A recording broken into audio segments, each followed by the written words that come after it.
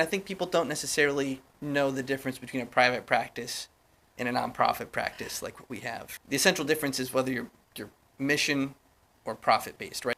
We specifically try to serve, the underserved communities, right? So Right. most of our clients are on Husky I think insurance. something like so 50% the public, or something maybe? a little Is it? over now. Oh, wow. So Okay. the public option for healthcare. Some clients don't have any healthcare, and we Right. meet them all the same. We work a lot with DCF, Department of Children and Right. Families.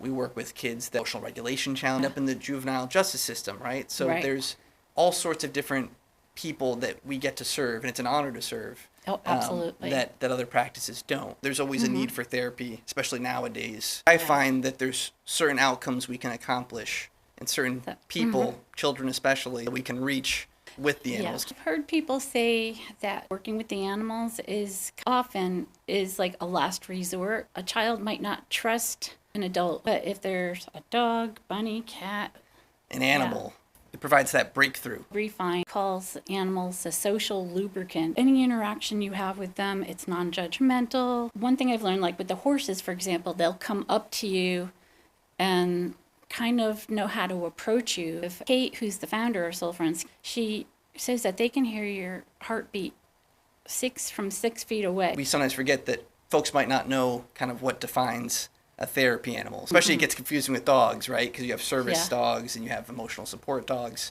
which are entirely different categories. For therapy animals, the main, they're not obedient to the point of being service dogs, but they are trained, and most importantly, we're testing for an affinity for the work, right? So that they're not just comfortable being around people and working with people through emotional challenges, but that they like doing it. All of our clients are different. Some might be working through grief. Some might be working through trauma.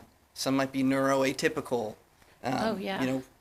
We work with children, adults, elderly, veterans. It's a whole gambit, which is why it's all the more important to emphasize, consent with these animals, mutual respect. It's also it's part of the whole cycle of the process of working through these challenges. If you want to support the work that Soul Friends does here in Wallingford, in neighboring towns, and really across the state, please go to our website. We're always looking for additional therapy animal teams as volunteers. Again, as a nonprofit, we're a research pushing institution, right? So absolutely. We're constantly trying to push this field and promote the important benefits of that animal-human bond that I think anyone who's had pets knows about, but really pushing that to the next level in terms of a healing, maturing process where we rely on support from the community.